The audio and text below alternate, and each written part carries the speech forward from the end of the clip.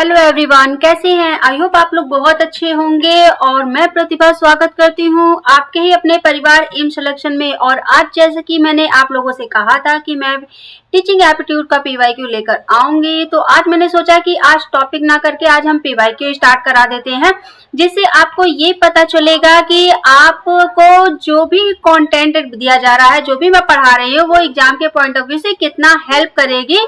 तो हम चलिए फटाफट स्टार्ट कर देते हैं बिना टाइम वेस्ट किए हुए। आपने थंबनेल में देख ही लिया है कि टीचिंग एप्टीट्यूड पीवाईक्यू लिखा है, तो आपको बता दें कि ये पेपर 1 का सिलेबस है, टॉपिक है, यूनिट है। तो इसमें जो है पेपर 1 में टोटल 50 क्वेश्चन आते हैं, जिसमें 10 यूनिट्स हैं। Teaching aptitude, research aptitude, communication, comprehension, mathematical reasoning, data interpretation, logical reasoning, फिर उसके बाद आपका डीआई आ गया, पीपल डेवलपमेंट, हायर एजुकेशन। ये सारे टॉपिक इसमें कवर होते हैं। ठीक है, ये आपकी पूरी टोटल 10 यूनिट्स हैं।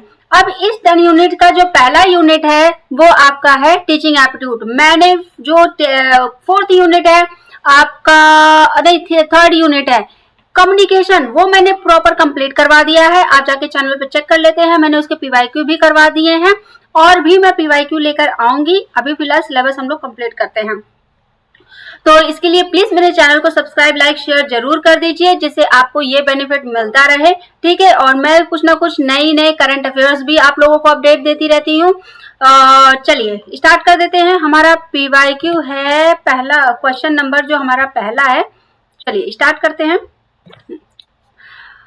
शिक्षण के किस स्तर में विचारों और सूचनाओं को पकड़ने और व्यवस्थित रूप से प्रस्तुत करने पर मुख्य ध्यान दिया जाता है? क्वेश्चन फिर से रिपीट किया जाता है। चलिए, शिक्षण के किस स्तर में विचारों और सूचनाओं को पकड़ने और व्यवस्थित रूप से प्रस्तुत करने पर मुख्य ध्यान दिया जाता है? हमारे कुछ ऑप्शन दिए हुए हैं। ये मान के चलिए पीवाईक्यू है जो प्रीवियस ईयर पेपर में आए हुए हैं।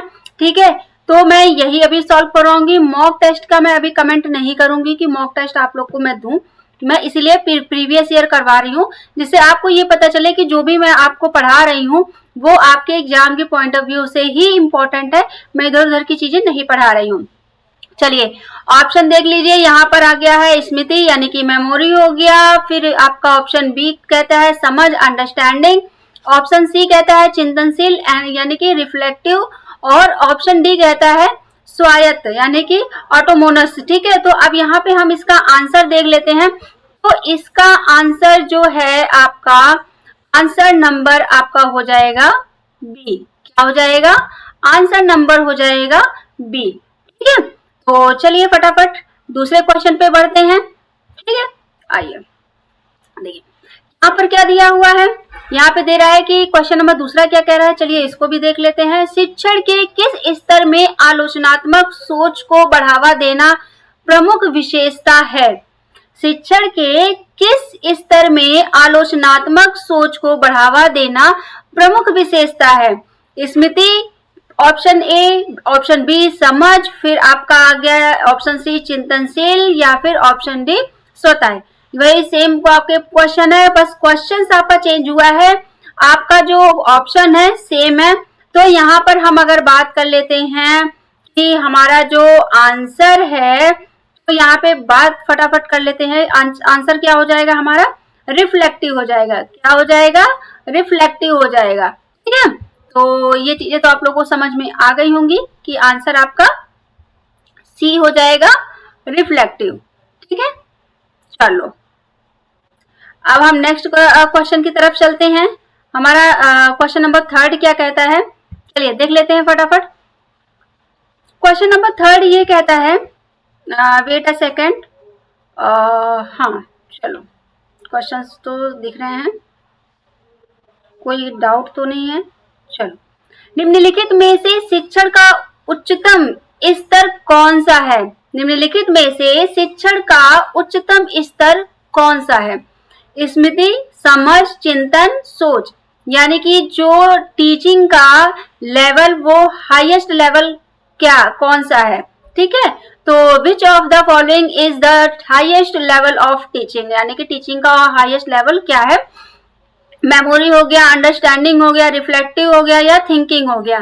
तो यहाँ पर आपका जो आंसर हो जाएगा वो क्या हो जाएगा? आंसर आपका हो जाएगा आंसर नंबर 3 जो हो जाएगा, क्या हो जाएगा? रिफ्लेक्टिव हो जाएगा। क्या हो जाएगा? रिफ्लेक्टिव हो जाएगा। ठीक है, तो आपको लगता है कि ये चीजें समझ में आ रही होंगी। ठीक है, चलो आगे हम बात कर लेते हैं अपने नेक्स्ट क्वेश्चंस की।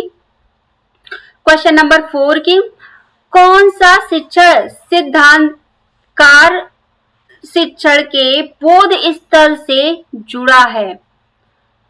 ठीक है, यहाँ पर फिर से हम देख लेते हैं क्वेश्चन, कौन सा शिक्षक जो कौन सा शैक्षिक सिद्धांतकार शिक्षण के बोध से जुड़ा है? हर्बर्ट, यहाँ पे कुछ हमारे जो हैं कह सकते हैं कि कुछ नाम दिए गए हैं। ठीक है, वक्ता हैं ये लोग, तो अब इन पे देखना है कि कौन कौन से हमारे वो हैं। चलिए बात कर लेते हैं, जैसे हर्बर्ट हो गए, H.C. मॉरिसन हो गए, ठीक है, हंट हो गए, ब्लूम है। इनमें से किसने शिक्षण सिद्धांत शैक्षिक सिद्धांत का जो शिक्षण बोध स्तर है उसके बारे में इन्होंने बताया है? तो यहाँ पर आपका साफ साफ है कि भाई हर्बर्ट ने बताया था। किसने बताया था? हर्बर्ट ने बताया था। ठीक है, तो ये आपका चौथा क्वेश्चन हो गया। अब हम बात कर लेते हैं यहाँ पर क्वेश्चन नंबर 5 की। यहाँ पे question number 5 match the following है। ठीक है, यहाँ पर आपका मेमोरी दिया हुआ है, सिस्टमैटिक प्रेजेंटेशन है, अंडरस्टैंडिंग है, ऑर्गेनाइजेशन एंड एग्जाम्पल हो गए, रिफ्लेक्टिव हो गया, प्रॉब्लम सॉल्विंग एंड इंडिपेंडेंस हो गया। ये आपके पार्ट दिए हुए हैं। अब इसको आपको मैच करना है। देखिए मैंने आपको याद है आपको ये पढ़ाया हुआ था अभी, आई थिंक मैंने नेक्स्ट क्लास पिछली क्लास में ही पढ़ाया है। अब आपको भी इसीलिए मैं कह रही थी कि जो भी आपको तब नहीं समझ में आएगा, लेकिन जब आप कोई क्वेश्चंस करते हैं तब आपको वो चीजें को रिलेट करना होता है। चलिए हम बात कर लेते हैं स्मृति। स्मृति का क्या हो सकता है? फटाफट जल्दी जल्दी आंसर मुझे बता दीजिए, और प्लीज मुझे कमेंट सेक्शन में जरूर अपना रिव्यू दिया करें। मैं आप लोगों को कहती हूँ कि रिव्यू देने से पता है क्या होता है, अगर कोई भी यहाँ पे परफेक्ट नहीं होता है, हो सकता है कुछ गलतियां मुझसे हो रही हो, या मैं कुछ आपको और भी अच्छे से एग्जांपल दे सकती हूँ, तो प्लीज कमेंट सेक्शन में जरूर बताइए। या आपको कोई और एडवाइस चाहिए वो भी आप मुझे कमेंट सेक्शन में बताइए।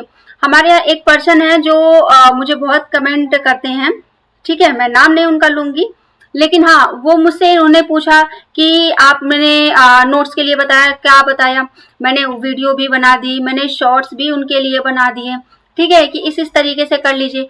फिर भी आई होप कि उन्हें, मुझे लगता है कि उन्हें चीजें समझ में नहीं आई हैं, लेकिन मैं कोशिश करूंगी जो मेरे खुद के नोट्स मैंने जैसे बनाए हैं पहले के टाइम पे, वो मैं आपको शेयर शेयर क्या, मैं आपको इसी ऑनलाइन पे ही दिखाऊंगी कि मैंने इस तरीके से नोट्स बनाए हैं।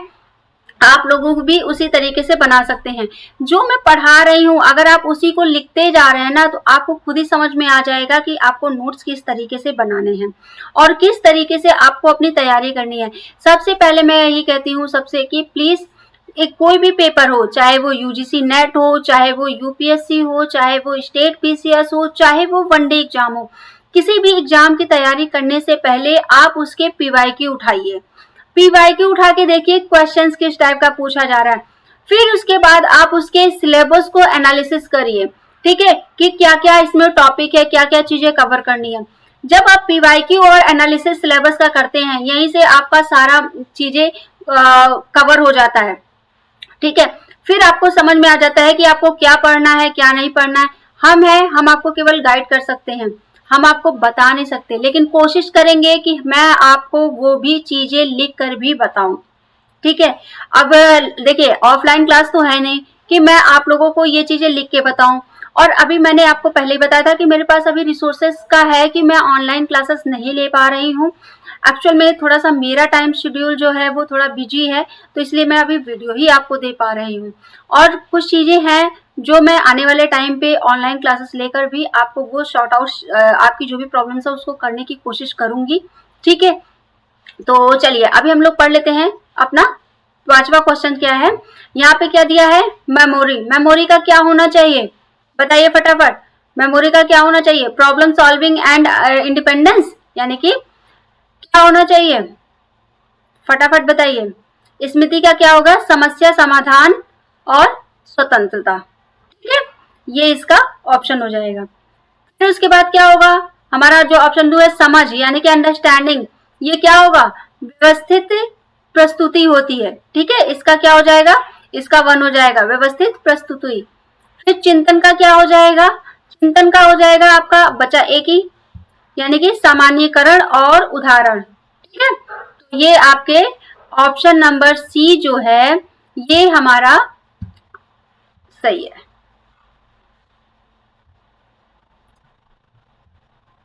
ठीक है, ये हमारा आंसर हो गया।